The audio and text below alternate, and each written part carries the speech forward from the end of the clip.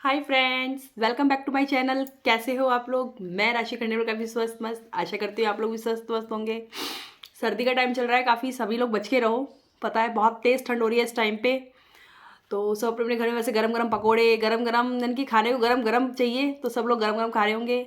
आज जो मेरा टॉपिक है वो है कोरोना। जो फर्स्ट कोरोना आया था और मेरे साथ क्या बीती थी उस फर्स्ट कोरोना में, आज मैं आपको वो बताने वाली हूँ लाइव। ठीक है, तो अगर आपने मेरा चैनल सब्सक्राइब नहीं किया है तो सबसे पहले आप मेरा चैनल सब्सक्राइब कर दो। लाइक शेयर एंड कमेंट जरूर से जरूर करना है। आज 2020 में आया था शायद, ये पहला कोरोना 2020 में आया था। तो उस टाइम जब कोरोना आया था तो मैं स्कूल में टीचिंग ही करती हूँ, पहले भी करती थी और आज भी करती हूँ। तो मैं टीचिंग कर रही थी, स्कूल में बच्चों को कहा गया कि छुट्टी है कोरोना की। घर में हस्बैंड भी आ गए थे। स्कूल में मैम ने कहा था कि आप लोग आ जाना, टीचर अलाउ है। तो हस्बैंड ने कहा कि नहीं, आप नहीं जाओगे। मैं कोरोना में स्कूल नहीं गई क्योंकि मुझे स्पेशली कह दिया गया था कि आप, क्योंकि मेरे थोड़ा इम्यूनिटी, मुझे पता नहीं था कि मेरी इम्यूनिटी वीक है। मैं सोचती थी मैं बहुत अच्छी हूँ, मैं बहुत अच्छी हूँ, लेकिन मुझे ये सब पता लगा कोरोना में कि मेरी इम्यूनिटी सबसे ज़्यादा कमज़ोर है। तो कोरोना आया और फर्स्ट हम कोरोना में काफ़ी मस्ती करी हम लोगों ने, बहुत एंजॉय सबने किया था कि नए नए पकवान बना के खाना, तो हमने भी खाए। तो हम क्या देखते हैं, मेरे को अचानक मेरी तबीयत ख़राब होने लगी। आराम से ऐसी तबीयत ख़राब हो रही थी, छोटी वाली सिस्टर अपने मेरे मायके में थी।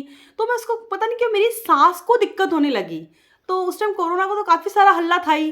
तो मैंने अपनी छोटी वाली सिस्टर को कहा कि गुड्डू ऐसे ऐसे मेरे साथ में मुझे पता नहीं क्यों सांस लेने में दिक्कत होती है। वो कहती है कि घर पे बता दिए। मैंने कहा नहीं नहीं यार, क्या बताना घर पे, छोड़ वो। मैंने कहा मम्मी को मत बताना वरना मम्मी परेशान हो जाएंगी। मैंने मम्मी को भी नहीं बताने दिया था।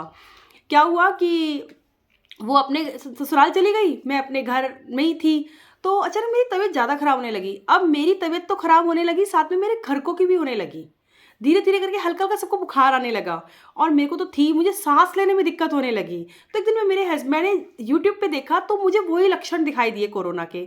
मैंने मेरे हस्बैंड से कहा कि मुझे कोरोना है। वो कहते पागल होगी क्या, ऐसी कोरोना हो जाएगा, हम कहीं घर से बाहर भी नहीं गए। मैंने कहा मेरे से लिखवा लो, मेरे को 99 कोरोना है। तो देखा तो हस्बैंड ने की भी तबीयत खराब हुई, फिर देवरानी की भी हुई, सास की भी बुखार आया।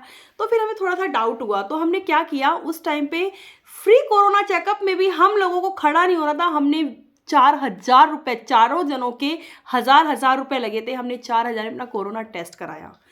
टेस्ट कराया, घर पे आ गए। आके हम काम वाम कर रहे थे, वही कि रेगुलर काम करना, लेडीज़ तो काम करेगी, बिना काम करे लेडीज रहेगी। लेकिन मेरे को जो सांस आती ना, मैं ऐसे करती रहती थी और काम करती रहती थी कि पता नहीं मुझे सांस मेरी कब अटक जाए। उसके बाद में 2 दिन की 3 जुलाई को रिपोर्ट आई, आप चारों पॉजिटिव हो। समझो उस कोरोना के टाइम पे जब हमें ये कहा कि आप चारों पॉजिटिव पॉजिटिव हो, तो मेरे को जो हमारे ना पैरों तले धरती खिसक गई थी। हम लोग इतने परेशान हो गए थे कि ये कहाँ से भूकंप हमारे घर में आ गया। और अब उस टाइम मेरे हस्बैंड मेरी साइड देखने लगे थे कि इसको तो सांस की प्रॉब्लम हो रही है, क्योंकि उस टाइम मेरी सांस वाकई में, मेरे को सांस की दिक्कत, और पहले कई बचपन में मुझे सांस की दिक्कत थी लेकिन उसके अंदर नॉर्मल थी, मुझे कोई दिक्कत नहीं थी, मैं बहुत अच्छी भली थी। लेकिन उस कोरोना में मुझे सांस की दिक्कत स्टार्ट हो गई। मैंने क्या, मेरे हस्बैंड ने एम्बुलेंस बुलाई घर पे। उस टाइम पे घर पे एम्बुलेंस आना बहुत बड़ी बात होती थी। लोग पता है कितनी गंदी नज़रों से देखते थे, इसे कोरोना है, पता है 100 फीट की दूरी अपना लेते थे लोग। तो घर पे एम्बुलेंस लेने आई। मेरे को काफ़ी लोग जानते हैं, तो कह रहे राशि भाभी है, राशि भाभी, राशि भाभी को कोरोना हो गया। मैं और मेरी देवरानी वहाँ पे गए। हम लोगों को वहाँ पे खाना नहीं भा रहा था। मैं और मेरी देवरानी एक दूसरे को देखते कहते यार क्या है ये, हमें खाना नहीं भा रहा था। हम बहुत परेशान हो गए। घर पे बच्चे, यानी कि ये वो उस टाइम की ये स्थिति थी कि घर पे हस्बैंड और सास वो ऊपर क्वारंटाइन जो होता वो ऊपर क्वारंटाइन हुए, नीचे देवर, देवर के पास 4 बच्चे। कहते हैं ना अपने बच्चों को किसी घर भी नहीं भेज सकते, कोई किसी को बुलाता नहीं था, कोई किसी के पास जाता नहीं था। उसमें हम लोगों ने अपने आप को कैसे कैसे संभाला। मैं पूरा 1 महीना कोरोना में रही थी। आप पर वहाँ पे हर हफ्ते टेस्ट होता था। हर हफ्ते में जब मेरी रिपोर्ट कहते हैं ना पॉजिटिव ही पॉजिटिव आती थी ना, तो इतना दिमाग ख़राब होता था ना कि पता नहीं। सब लोग कहते इतनी अच्छी लड़की है, इतनी हट्टी कट्टी है। मैंने ये लगा लो, आप मानोगे नहीं, यूँ कहते हैं कोरोना में खूब खाओ। मैंने इतना खाया कि अपने आप को मैंने इतना इतना मोटा कर लिया था ना कि मैं इतनी परेशान हो गई थी कि फिर भी मुझे से कोरोना नहीं जा रहा था। ये लगा लो 15 दिन बाद जब मेरी देवरानी का टेस्ट और मेरा टेस्ट हुआ ना, तो उस रात मैं सो नहीं पाई थी। रात को मैं लेटी रही थी कि शायद कोरोना का टेस्ट रिपोर्ट आएगी। रिपोर्ट में जब जब कहते हैं ना वहाँ पे टेस्ट के जब घूम रहे थे रात की टाइम, तो मैं उससे कहती थी भैया रिपोर्ट आ गई क्या, क्योंकि मुझे नींद नहीं आ रही थी। मुझे गोलियाँ, नींदों की गोलियाँ देते थे तो मुझे नींद नहीं आती थी, क्योंकि मुझे मेरे बच्चों की चिंता होती थी कि मेरे बच्चे क्या कर रहे होंगे, मेरे बच्चे क्या कर रहे होंगे उस टाइम पे। मैं यही देख सोचती रहती थी हस्बैंड क्या कर रहे होंगे, क्योंकि कहते हैं ना 1 महीना अपने परिवार से दूर रहना, कभी मैं ससुर पियर भी इतना लंबा नहीं रह के आई जितना मुझे उस कोरोना में रहना पड़ा था। भगवान, बच्चे जब कहते हैं ना हाय कोरोना आ रहा है, बच्चे बड़े खुश होते हैं। पेपर टाइम पे जब कोरोना, मैं कहती बच्चों उसका नाम मत लो। मुझे पता है कि मेरी ज़िंदगी कितनी ख़राब हुई थी उस कोरोना में। कि उसके बाद में मेरे को यानी कि ये लगा लो बच्चों से मैं मिल नहीं पाई थी। बच्चों को वीडियो कॉल पे देखते आंखों में आंसू, कह रहा मेरे बच्चे कैसे। मेरी बेटी नीचे, उसको उसको भी दिक्कत होने लगी, और ऊपर हस्बैंड, घर में देवर उस टाइम था नहीं, वो किसी काम से बाहर गया था। वो बेटी वहाँ रोए, मम्मा मम्मा मैं मर जाऊंगी, पापा पापा मुझे बचा लो। अब बताओ हमारा कितनी बड़ी बात थी ये, कि उसको भी सांस की दिक्कत हो रही थी। हम इनकी समझ नहीं पा रहे थे हम करें क्या उस टाइम पे।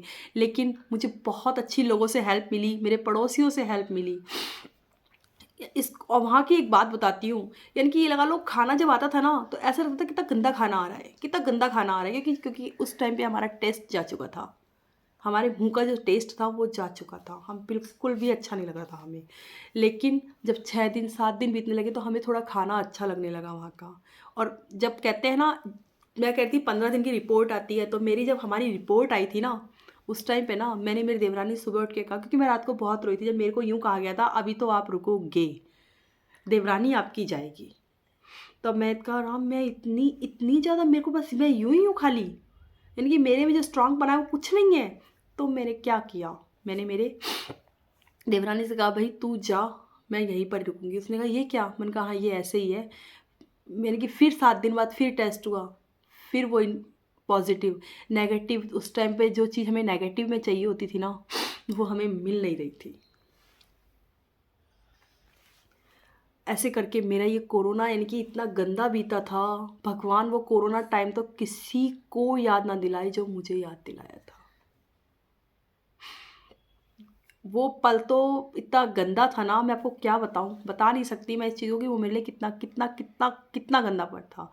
ना खाना अच्छा लगता था, ना कहते हैं ना कि ऐसा लगता था ज़िंदगी का जाने क्या हो गया हमारे साथ ज़िंदगी में। इसलिए मैं बच्चों से कहती हूँ कभी कोरोना का नाम मत लिया करो, बहुत गंदी चीज़ है। जिसने फेस किया है ना, हमने फेस किया है उसे। यानी कि मुझे सिर्फ मेरे पास ये कॉल आते थे कि तुझे कोरोना कैसे हो गया, तू तो घर के अंदर रहती थी। बस हो गया, सबसे पहला झटका उसने हमको ही दिया। आज भी आंसू आते हैं उस बात को सोच के कि हम लोग उस टाइम पे कैसे थे। लेकिन कोरोना में मस्ती बहुत करी थी हम लोगों ने, खूब खाया था, खूब बनाया था, क्योंकि सब घर के अंदर थे। कहते हैं ना 2-3 महीने तक बिल्कुल सब कुछ सुनसान वो था। लेकिन ऐसा नहीं हो दोबारा कभी, कि ज़िंदगी ऐसा लगता ज़िंदगी रुक गई, वहाँ पे ज़िंदगी रुक गई। ये मेरी छोटी सी कोरोना की कहानी थी, जिससे मैं आप लोगों के साथ शेयर करी मैंने। कमेंट बॉक्स में बताना, लाइक शेयर सब्सक्राइब जरूर करना। जय श्री श्याम।